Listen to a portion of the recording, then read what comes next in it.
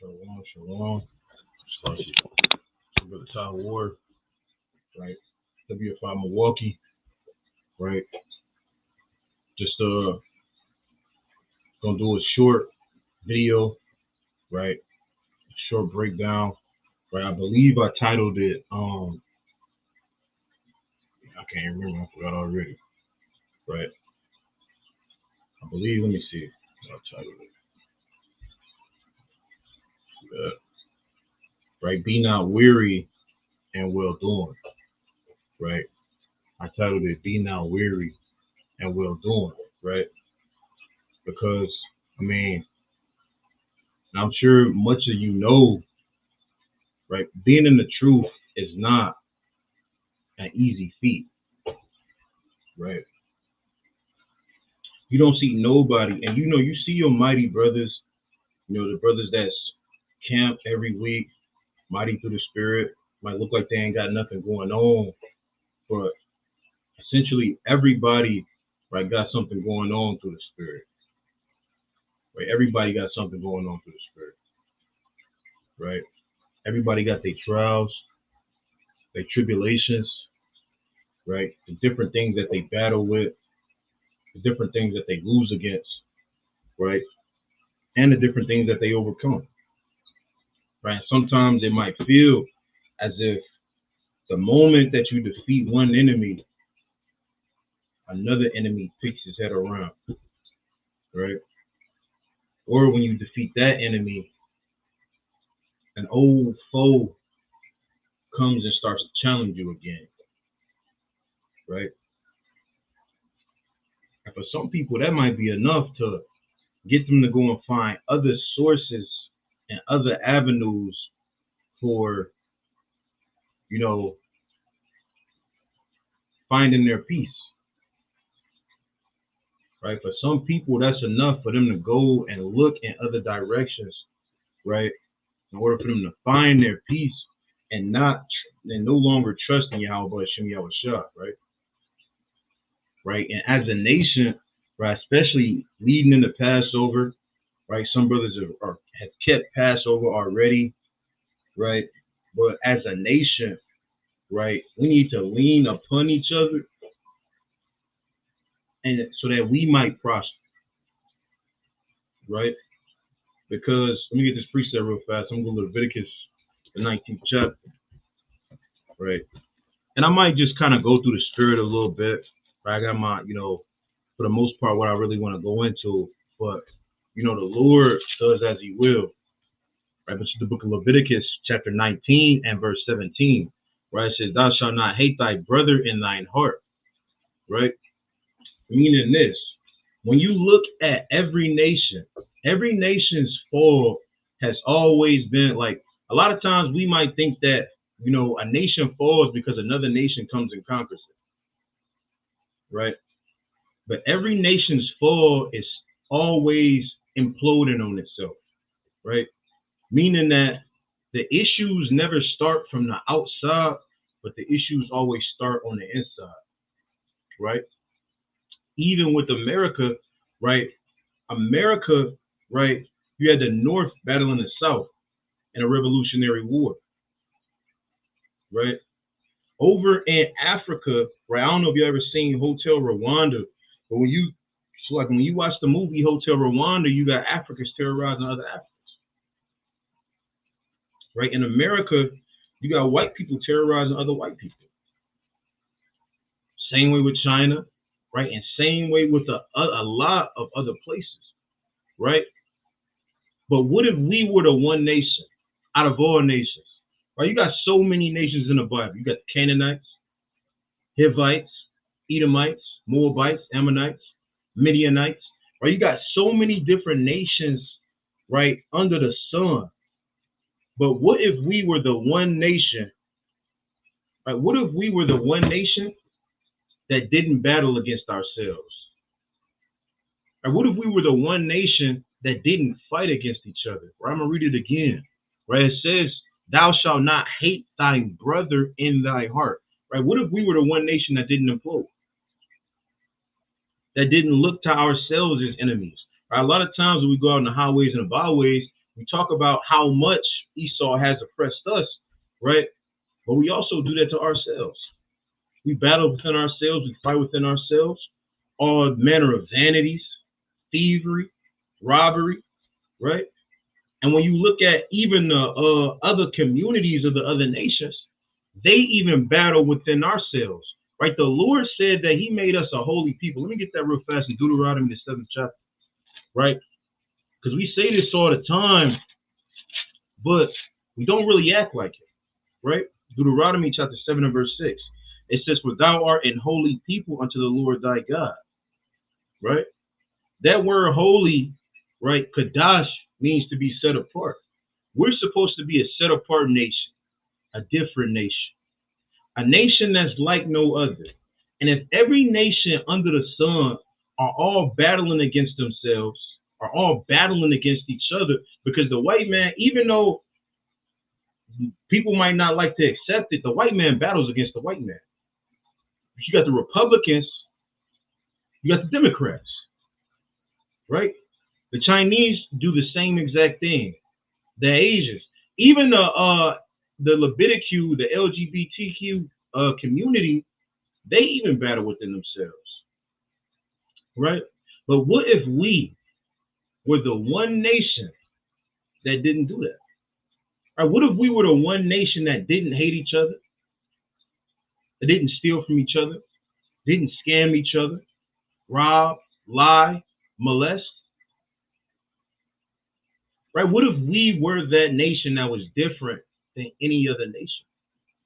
Right? Right now in Israel, you got spirits on the rise. Right? You got spirits within, doing all manner of concupiscence, lust, vileness, giving themselves over to hatred, idolatry, doctrines of devils, right? And this ain't no shot at nobody, right? But when you look at Israel right now, right, and this is me speaking as a man, I'm not big on the Israelite community. Not in the sense of I don't want to be an Israelite or I don't want to be in the truth, right? Because I love the brotherhood, I love the nation, and I love the Most High, right? Most of all, right? But a lot of times it's very hard to differentiate between the Israelite community and the world, right? Because sometimes we act the same exact way, man.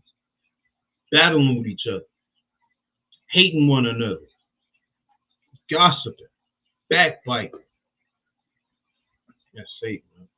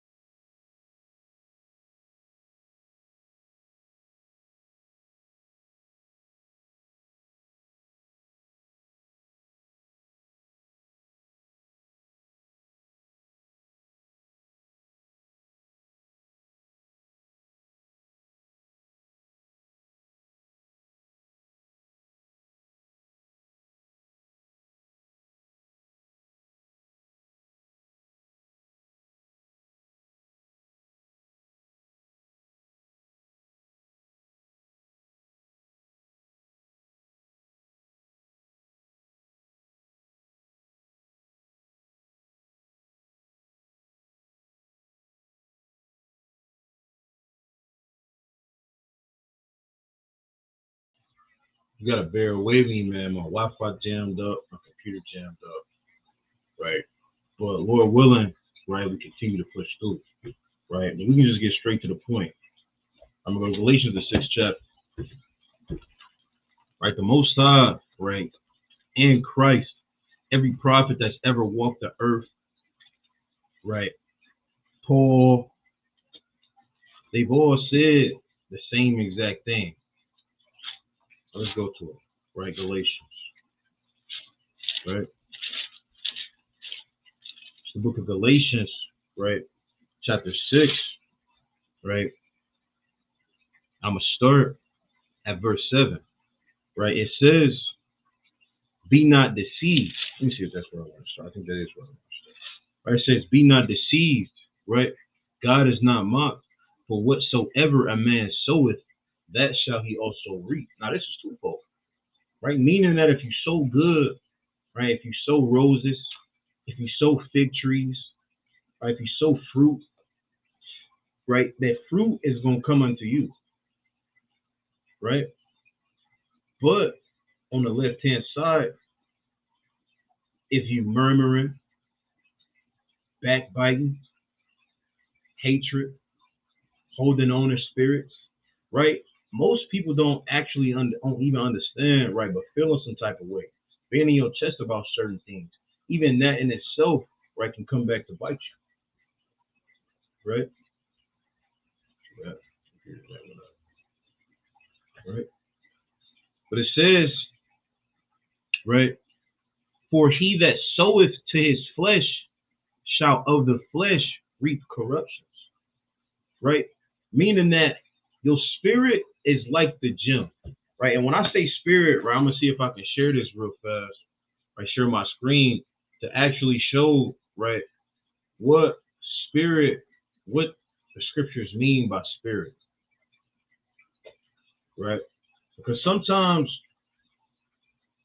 right, sometimes it's lucky, right? The spirit can be referring to several different things, right?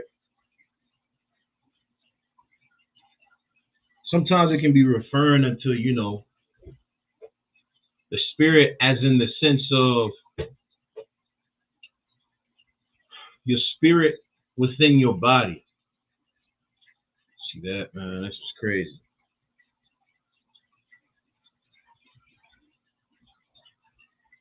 Right? And other times, spirit can be referring to different things. Let me just go to Google now. Right? Satan really on one right now. Right? So the first definition, it says the non-physical part of a person, which is the seat of emotions and character, the soul, right? 2, it says those qualities regarded as forming the definitive and typical elements in the character of a person, nation, or group in the thought and attitudes of a particular period, right? So sometimes your spirit, right, can be referring unto your thought process, your emotions, the way that you react, your feelings, right? That's sometimes what the scriptures can be referring to as your spirit, mainly your personality, or what they would say in the world, your vibe, right? So it says, for he that soweth to the flesh shall also reap, so like it shall of the flesh reap corruption, right? So when I said, right, toning in on your spirit is like going into the gym. You're not going to bench press 225 overnight. You're not going to be able to run a mile overnight, right? It's an endurance that you got to build up through practice, through discipline, through learning stability, right? And that's something that we don't practice enough, right? But what we do, and everybody know the fruits of the spirit, right? I guarantee you, I ain't gonna say everybody in Israel, but the majority of Israel can code off what the fruits of the spirit is, right? But how many of y'all can quote off what the spirit of the flesh is? right? Let me get that real fast, right? What it actually says, right?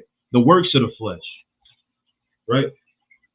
How many people actually know what the works of the flesh are, right? Because the reason why it's important to understand and to know the works of the flesh, so that you can be able to identify what spirit you actually moving in, right? Because you're not always going to be moving in joy, right? Meekness, temperance. It's going to be times where where your spirit is going to be moving in a worldly sense. And because you don't know the works of the flesh, you ain't going to know how to battle against them. You're not going to be able to identify what spirit that you actually in. The Lord said that we got to examine ourselves, whether we in the faith or out of the faith, right? Meaning that you should know what movement your spirit is in at all times, right? Meaning that am I in a hatred spirit, a spirit of variance, a spirit of being disorderly and disobedient, right? And then the moment you can actually recognize those things, man, is the moment that you can fight against it. It's like trying to battle a ghost or trying to fight against somebody that's invisible. You ever notice the what's that Alien versus Predator movie? What made them so dangerous was the fact that they could turn invisible. You don't know where you fighting. You don't know what you battling, right? So not understanding the different capabilities of your spirit can lead to your downfall because you can't properly examine yourself, right? You're going to be like, oh, I don't know how I'm feeling today, and convince yourself that you're moving right in the spirit of grace when you ain't moving in the spirit of grace, right? When I say not moving in the spirit of grace, that's like, say, if you got an issue with your wife / husband, right? You got an issue with a brother, with a sister, and you might convince yourself, me not engaging and causing an issue or bringing this up or making this a problem is me giving her grace. That's me moving in the spirit of forgiveness. When really, you part of the issue. Because any issue that y'all have, right, y'all supposed to communicate about it. And that's just Satan saving it up for another day. That's why the Lord said, let not the sun go down upon your wrath.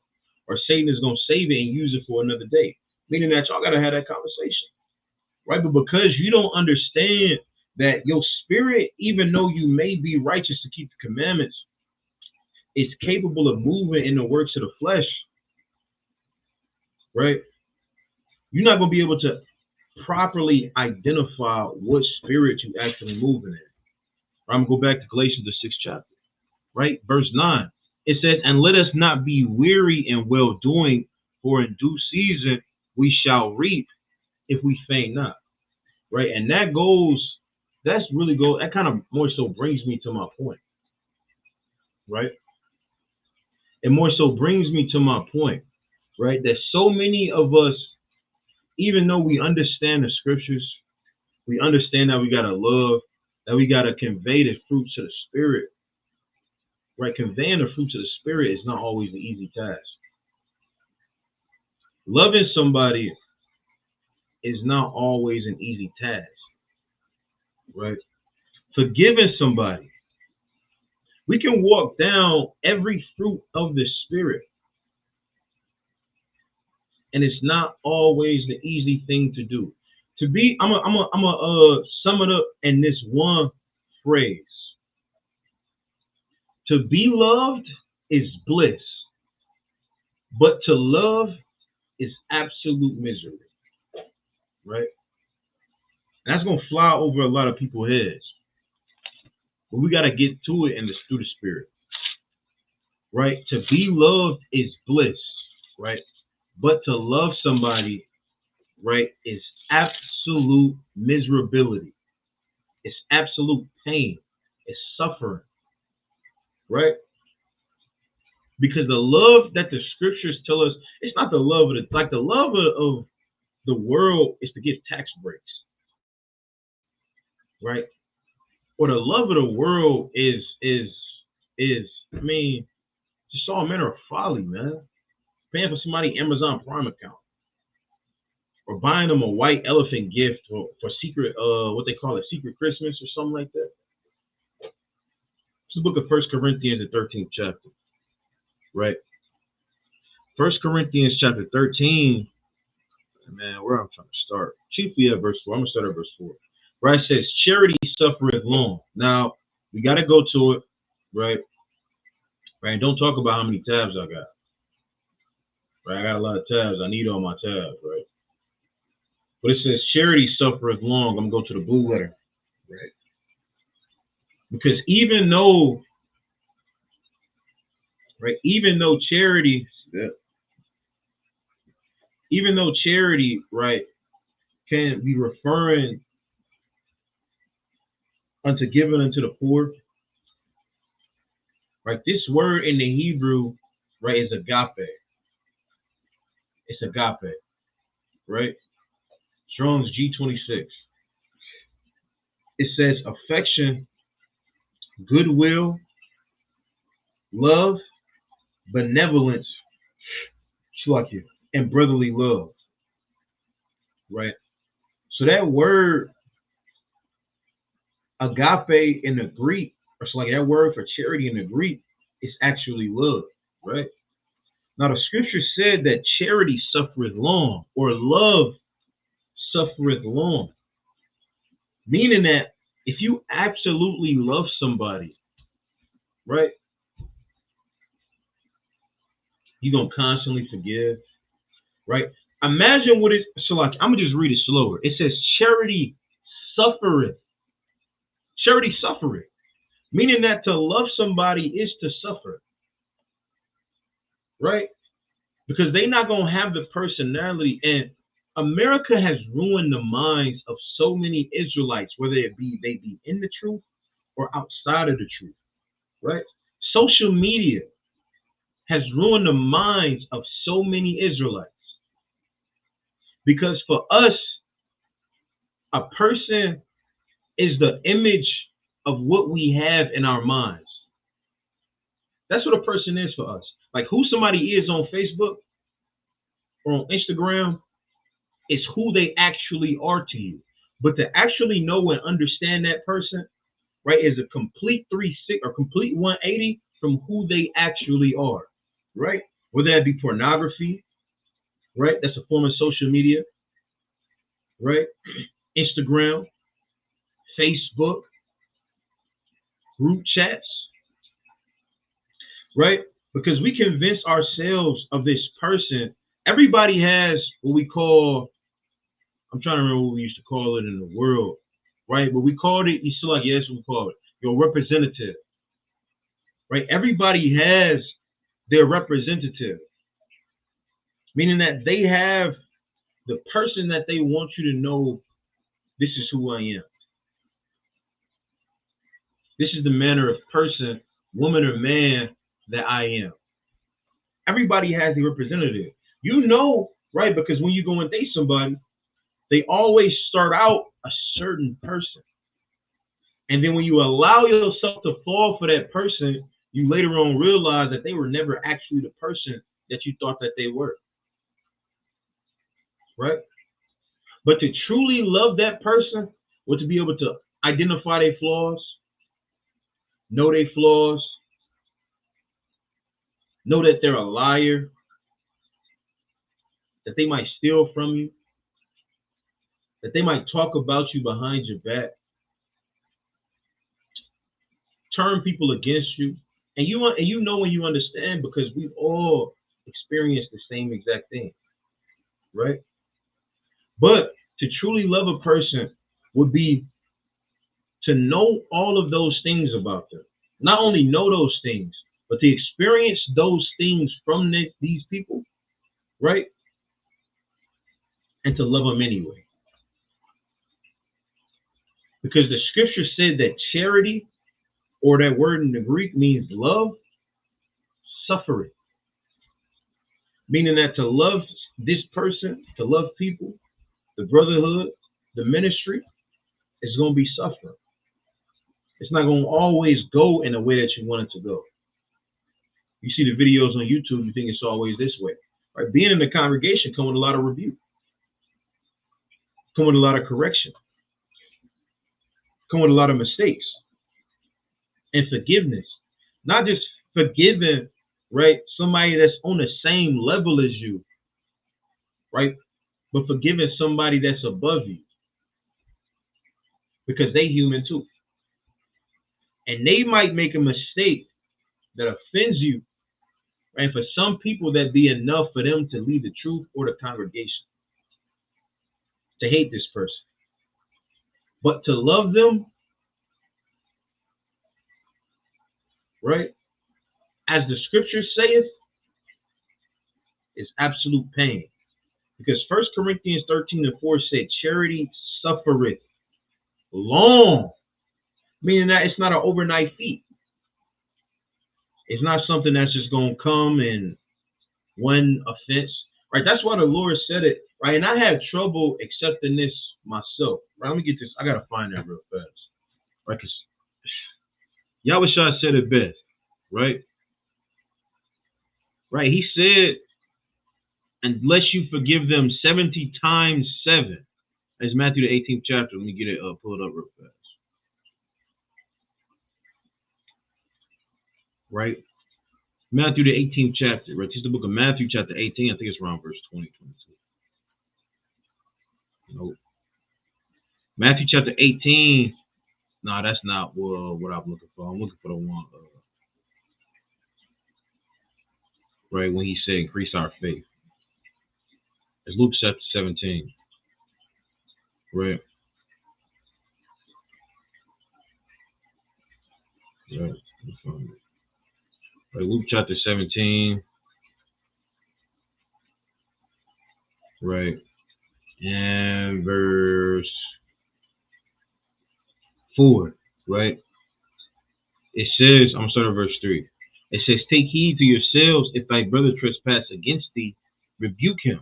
And if he repent, forgive him. And if he trespass against thee 7 times in a day, and 7 times in a day turn again to thee, saying, I repent, thou shalt forgive him. And the apostles said unto him, Lord, increase our faith. Right? Because when the Lord said to forgive somebody 70 times, you ever had to forgive somebody 70 times or 7 times 69? Meaning that they done hit that last edge, and you still gotta forgive them, and you still gotta love them. Because they haven't quit on you, you can't quit on them. And the disciples said, increase our faith. Meaning that, Lord, this isn't something that me as a man by myself is capable of.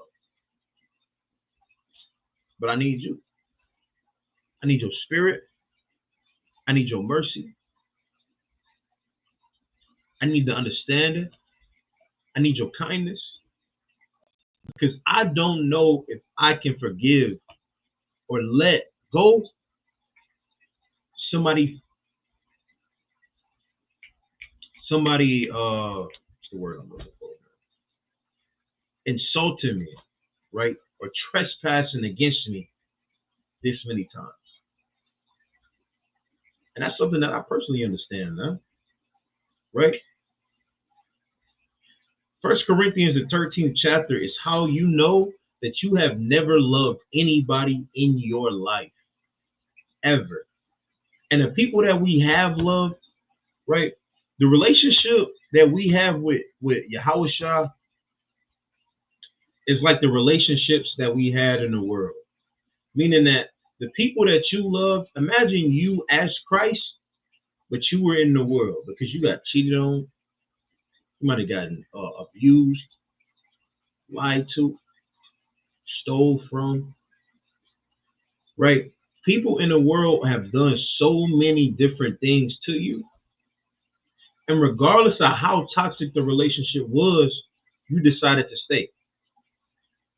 Regardless of how your friends said, man, you need to stop dealing with them. Or regardless of how many of your family members told you that you should stop dealing with them, you continue to deal. You continue to stay. Our relationship with Yahushua in the truth is the same exact way. Except we're the ones who trespass. We're the ones who lie, who cheat, who go against the Lord, right? Who beat them down.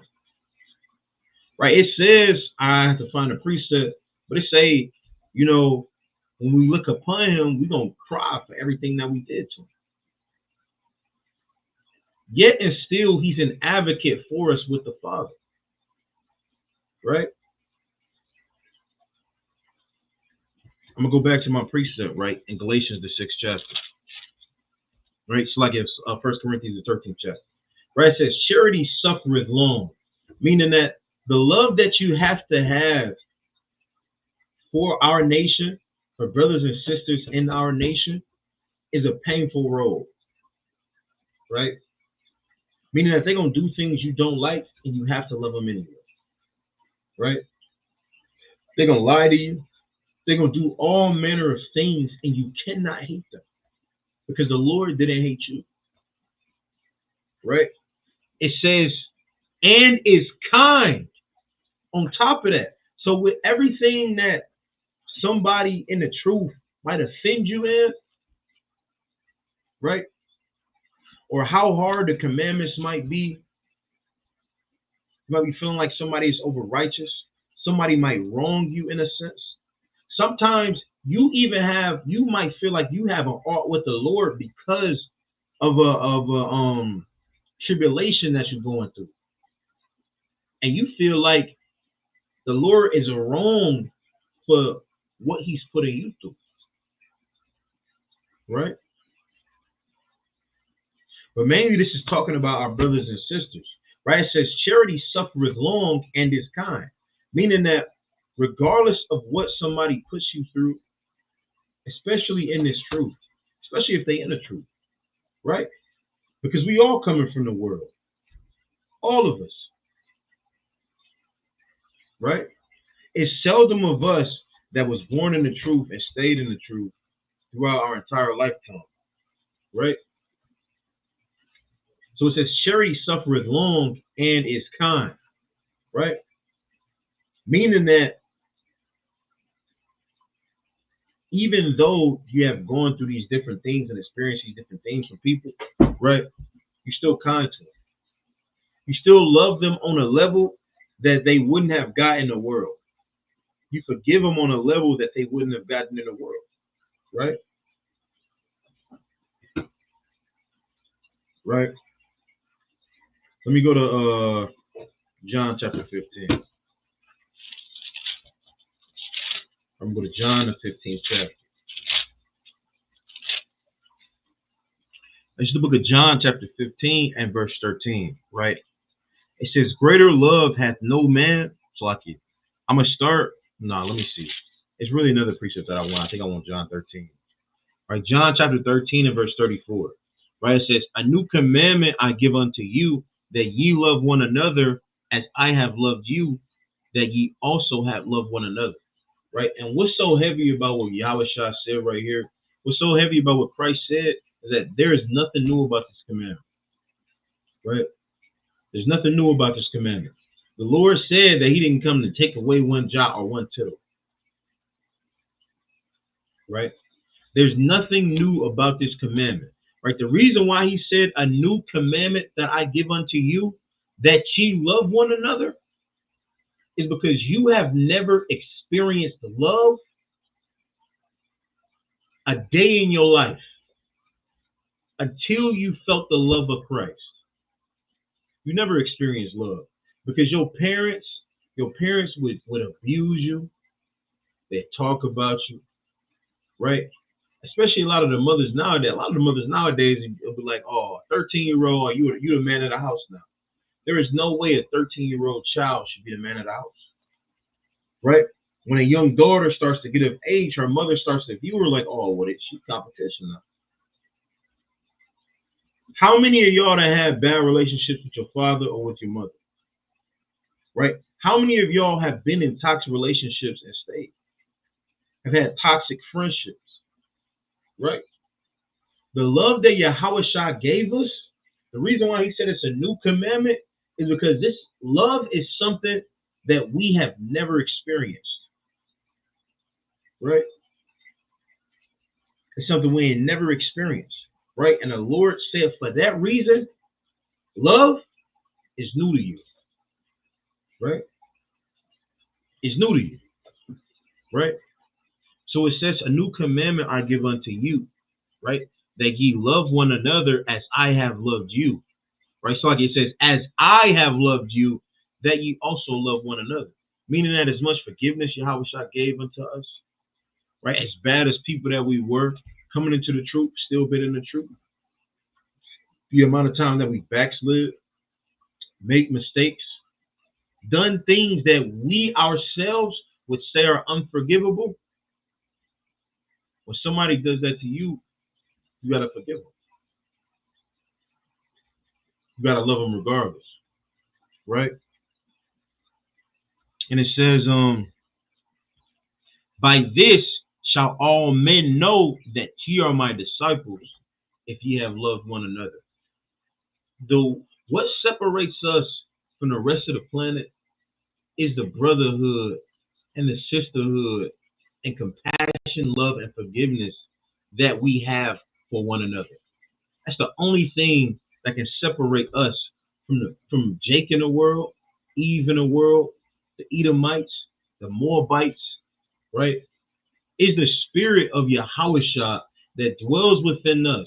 When I say the spirit of Yahushua that dwells within us, let me get this precept real fast in 1 John the 4th chapter. Right? When I say the spirit of Yahushua that dwells within us, right? Right? By spirit, I'm talking about the actions that you commit, right?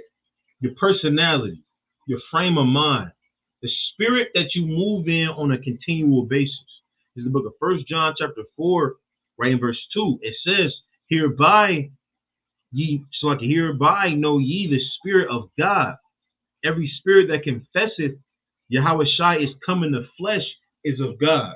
The way that you confess that Yahushua is come in the flesh is not saying that he roamed the earth, because Edomites say that. Muslims say it. You got Muslims and Arabs that say that Christ was a historical figure. They don't deny that he was upon the earth, but confessing that he has come in your flesh. Meaning that how you act, your thought process, the forgiveness that you give, the compassion, the mercy, how you talk to one another, how you deal, right? The respect that you have for your husband and the mercy that you have for your wife is how that somebody knows that Yahushua has come in your flesh, right? And that's what we got to get back to as a nation, man. Right? And so many of us, right, on a daily, right, I was kind of going through the spirit, like so many of us on a daily, right, don't really feel like this is somebody that we can be, or that it's too hard, or that it's too much. To some people, the truth can be overbearing. It can be a lot. You tell yourself you will never quit, but it's still a lot for you to handle, right? The book of Philippians chapter 4 and verse 13, right? It says, I can do all things through Christ which strengthens me. Meaning that you have to pick up the strength that Christ had when he knew he was going to die. And he begged the Lord to take that burden. I'm gonna go to what I want. I think it's in 2 Corinthians chapter 7. Right? But when he begged the Lord to take that burden away from him, and the Lord didn't take that burden away from him, he still did as he was told anyway. Right? 2 Corinthians chapter 12. He still did it anyway. That's the strength of Christ. The strength of Christ is discipline. Right? The strength of Christ is feeling away and doing the exact opposite. Meaning that I feel this lust inside my body. I feel this hatred. Right? Which is why the scriptures say, be angry and sin not. Right? I feel all of these different things. going through my mind. But this is what the scriptures say to do. And because this is what the scriptures say to do, this is what I'm going to do regardless of how I feel. That's the strength of Christ, man. It's the book of 2 Corinthians chapter 12. I'm going to start at verse 7. It says, unless I should be exalted above measure through the abundance of revelations, there was given to me a thorn in the flesh. Now, this is what makes a thorn in the flesh a thorn in the flesh. To so many of us, right, we think that the things that we beat on a day or the things that we fall to are thorns in the flesh. Meaning that if you desire to smoke and you can't stop smoking, it's a thorn in the flesh. Or if you lustful and you can't get over pornographic videos, it's a thorn in the flesh. But desiring something and giving yourself unto it is not a thorn in the flesh, right? Because getting high doesn't hurt, but wanting to get high and not allowing yourself to get high because the scriptures say you can't is pain. That's a thorn in the flesh. Lusting, desiring just lewdness and whatever it is that you into, right? Falling to it is not pain. You don't feel pain when you high. You don't feel pain when you fall to whatever lewd video or lewd person or lewd ideology it is that you're falling into. It feels good to you. It feels absolutely bliss. But denying yourself that pleasure is pain. That's a thorn in the flesh. If I got a thorn in my flesh, and this thorn don't feel good, because when it's there, that thorn hurt. The thorn is a thorn in my flesh because it's there. Right? Because I don't take it out. Your desire to get high is only a thorn in your flesh if you don't take that thorn out, meaning that you don't get high. Or you don't fall to the lewdness or the lustful behavior or the lying, idolatry, hiding the truth. Right? That's what makes it a thorn. Not giving yourself unto it. Being weak unto a sin against God does not make you a warrior. Right? The Lord said in the Exodus chapter 15 and verse 3, right? It says that the Lord is a man of war. Anything you want from the Most High, you're going to have to battle for. That's the condition. That's why 2 Ezra 7:57 says this is the condition of the battle. That's where we are right now, right? We're in a position to where we have to fight for absolutely everything that we want. You have a lot, right? And because of your lot, I'm going to go to 2 Ezra 4. Because of your lot, right? There are things you have to battle against. The 2 Ezra chapter 4 and verse 12. It says, then said I unto him, it were better that we were not at all than that we should still live in wickedness and to suffer and not to know wherefore. Right? Meaning that it's better to not exist at all than to live the lives of suffering that we live right now and to not even understand why. Right? It says, verse 13, he answered me and said, I went into a forest, into a plain. And the trees took counsel and said, come, let us go and make war against the sea, that it may depart away from before us, and that we may make us more wood. Meaning that the trees wanted to cause destruction in order for something to work in their favor. Are you noticing that this is the mindset of everybody else in the world? This is the mindset of the entire planet. Yet we have a small community of Israelites, right? That we are commanded to be nothing like these trees. right? And it says, verse 15, and the floods of the sea also in like manner to counsel and said, come, let us go up and subdue the woods of the plain, that there also we may make us another country. Right? The thought of the wood was in vain, for the fire came and consumed it. The thought of the floods of the sea came likewise to naught, for the sand stood up and stopped them. If thou wert judged betwixt these two, whom wouldest thou begin to justify, or whom wouldest thou condemn? I answered and said, verily it is a foolish thought that they both have devised, For the ground is given unto the wood, and the sea also has its place to bear its floods. Then answered he me, thou hast given the right judgment, but why judgest not thou not thyself also? Right? For like as the ground is given unto the wood, and the sea to his floods, even so they that dwell upon the earth may understand nothing but that which is upon the earth. Right?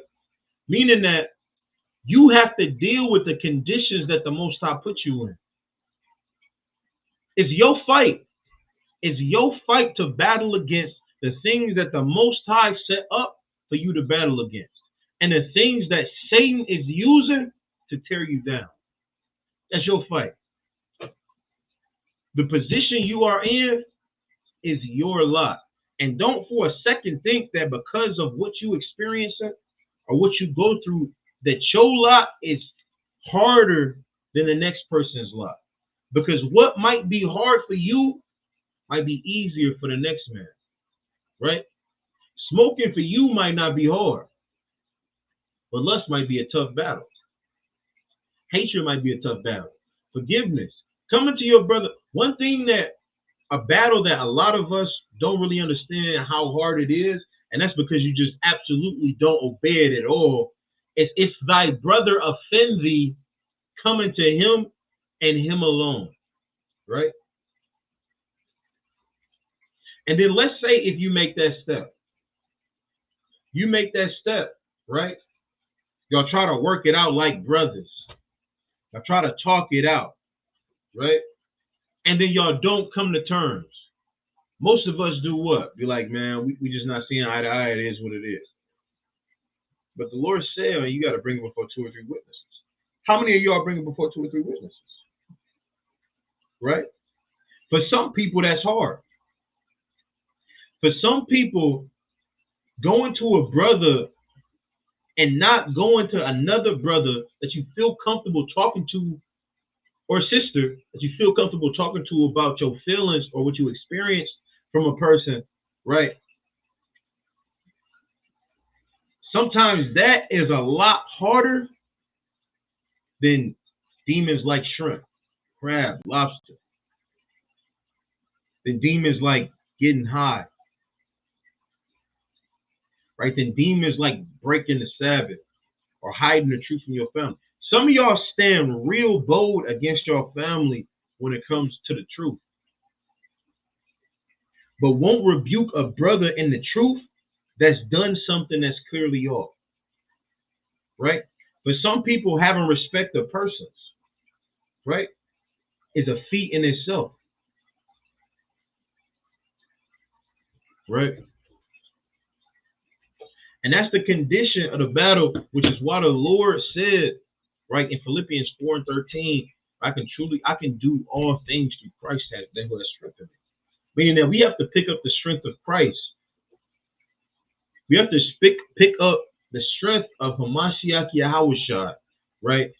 Even though, right, he didn't want to go on the cross, he did it anyway, right? He did it anyway. He didn't murmur, right? Right, this book of Second Corinthians 12, right in verse 7, right? It says, for this thing I besought the Lord thrice that it depart from me. I'm going to understand, right, that thrice, 3 can just go into, it can go into emphasis, right? Meaning that Paul is continually praying and praying and begging the Most High for this spirit and this desire, this thorn in his flesh to depart from him.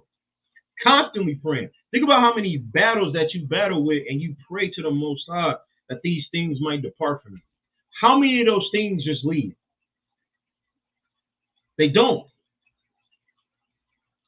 Wicked desires, evil concupiscence, evil thoughts, they don't go away. Right?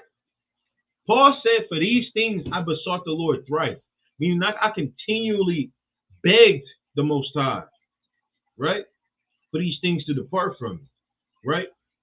And this is what the Lord said to him, right? And this is what's so heavy.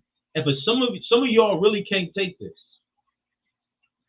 right? Some of y'all really can't take what the Lord said to Paul when Paul begged him, when Christ begged him. Christ begged the Lord to not die upon the cross. He begged the Lord from that lot to pass from him the same way that Paul did. And as he begged him, these are the words that he spoke unto Paul. It says, and he said unto me, my grace is sufficient for thee. Meaning that, oh, you want me to use my magic, right? And use my power to make this evil desire that you have to go away. And you know what, Paul? You battle this desire. You don't give yourself unto it. And anybody upon the earth, especially the Christian Jesus, the Christian Jesus, anytime you battle with something, makes all your problems to disappear. That's what the Christian Jesus do. But the black Jesus, the one who would be an African American today if he roamed the earth, said, my grace is sufficient for thee. Meaning that I know you want the desire to go away. You no longer want to go through the tribulation. You no longer want to go through the agony of whatever your lot is at this moment in time. But you need more time. That's what you need. You don't need me to take it away. You need more time to learn to be a warrior, to learn how to battle against it, to learn how to overcome your enemy and to subdue it, right? It says, for my strength is made perfect in weakness, meaning that the Lord shows, right? Or you show that you are a warrior of God. When you feel like you can't take it anymore and you push through anyway, right? It says, most gladly, this is Paul speaking again. He said, most gladly will I rather glory in my infirmities, that the power of Hamashiach may rest upon me. Meaning, bring it on, man. Whatever it is. Because I want to make my calling and election sure. Whatever comes against me, I'm going to battle against it as if it means absolutely nothing. And that's why you got your warriors, right? That you might see on the YouTubes, the mighty men. Because these are men that have learned how to master fighting against their enemies, right?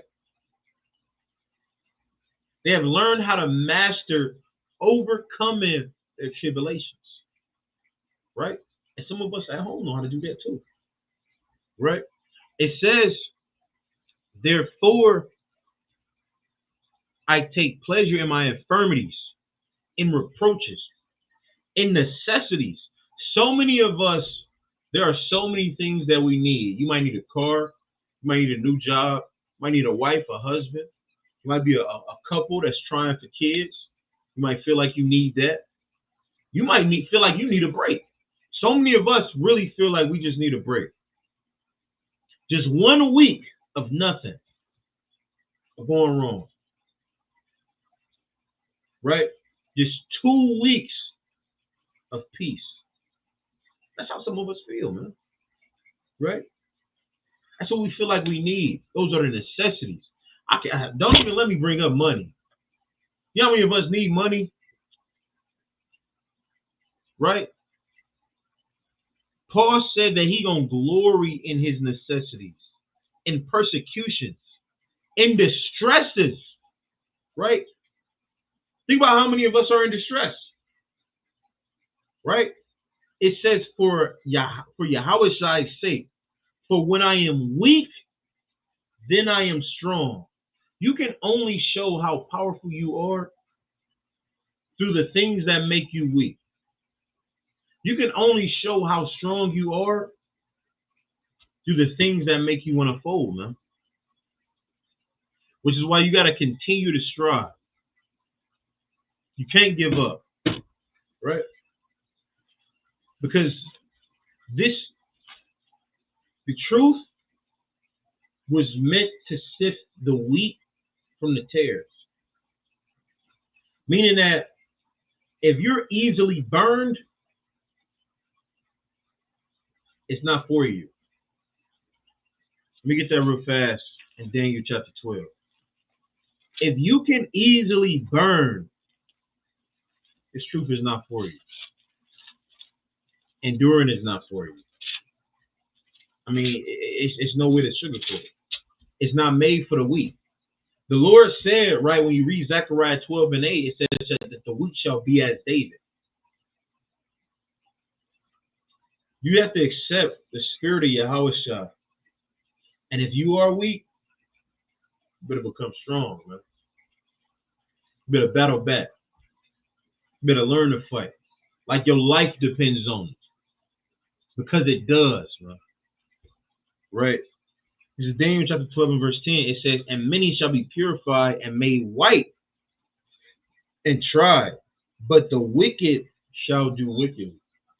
Meaning that if you fall out, man, it was destined. It wasn't for you. You wasn't strong enough. You know how many people in the world tell you that you weren't good enough? A lot of people in the world tell you that, man. Right? You might deal with a significant other. They wrong you, lie to you, cheat on you, right? And then they be like, well, you know, you just wasn't for me, right?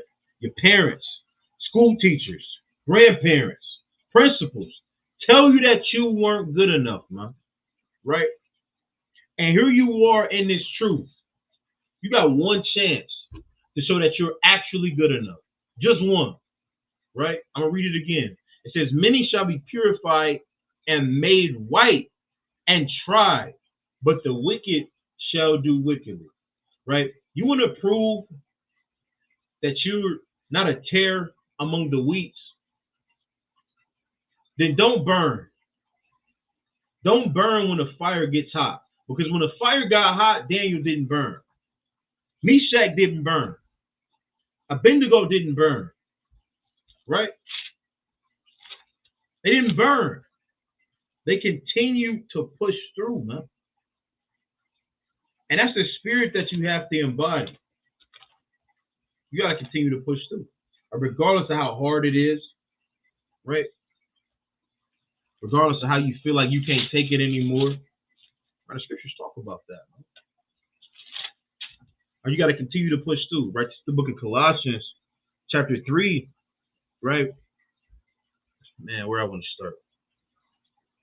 It says, verse 10, and have put on the new man, which is a renewed in knowledge after the image of him that created him. Right? We're all new creatures in Yahweh Shah, man. Every single one of us, right? And we have to be renewed, meaning that we have to be completely changed.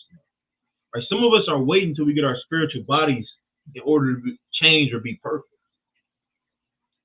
Right? But the Lord commanded us to now be perfect. To no longer fall to sin. Right? Right? It says, where there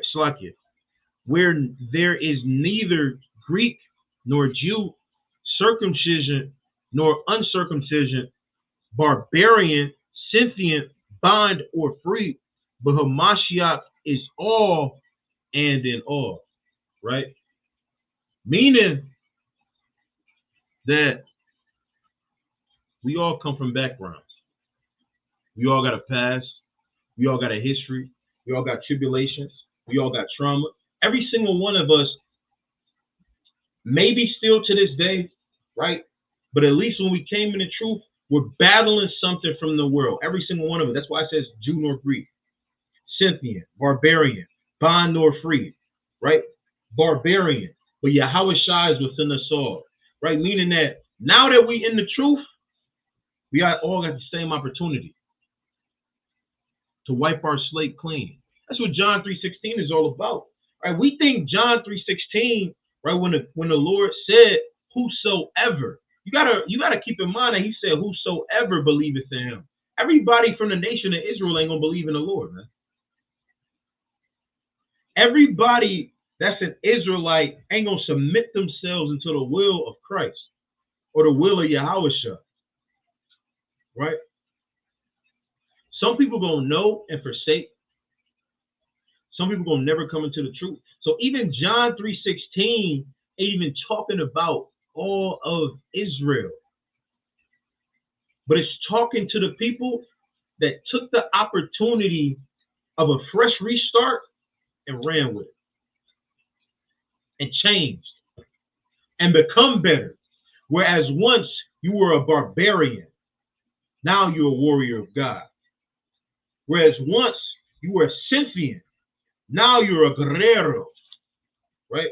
Whereas once you were in bondage to the rudiments of this world, to your families, to your friends, to the holidays. I know how hard it was for a lot of y'all to give up Christmas, man, because that was the only time that you got to be with your family, right? Your family that's absolutely dysfunctional, absolutely toxic, but you love them anyway. And here we are in the truth, right? A lot of us are still toxic, right? A lot of us are still liars. A lot of us still do a lot of wrong, but we commanded to love each other anyway, right? Because I'm going to read it again towards the end of the verse. Yahweh Shai is all and in all.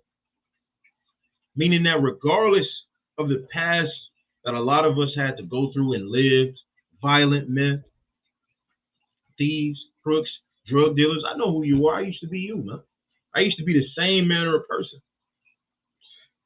right? It says, regardless of all of that, now we commanded to be like Yahweh Shai, right? It says, put on therefore as the elect of God, right? Holy and beloved, right? Bowels of mercy, right? And bowels of mercies, right?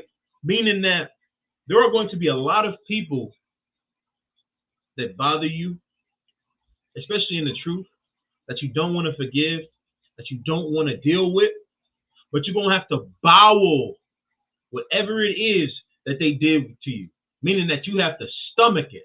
You have to swallow it, just like your pride, and show them mercy. And that's not easy for a lot of us, man. Right? It's not easy for us to show mercy or to forgive. Right? It's easy for us to say it and pull the precepts out. But it's not easy to actually do a lot of these things. Right? It says kindness. Right? Now, when it's going through all of these things, it's a reason that before it said Jew nor Greek, barbarian or Scythian, bond or free, circumcision or uncircumcision. Because it's easy, you can read that in Matthew the 5th chapter. It's easy to shake hands or to dap up brothers that's your brother, right? But to those that you don't have that same relationship with, or might have betrayed you, those are the people that deserve your kindness. Those are the people that you're commanded. In Leviticus the 19th and 17, right? It's not saying, why would you not hate a brother that ain't did nothing wrong to you? Right? Leviticus the 19th chapter is commanding you to love those that have wronged you. Right? The same way it is as it is in Colossians, the 3rd chapter. Right? It says humbleness of mind. Right? Meaning that regardless of what somebody else might go through, the actions that they might display, the personality and the spirit that they have, you don't think of yourself as somebody that's better than them, right? Because we all come from the world. That you might have been a Jew, yeah, you might have been in the circumcision, and they was in the uncircumcision, or both just as wicked, right?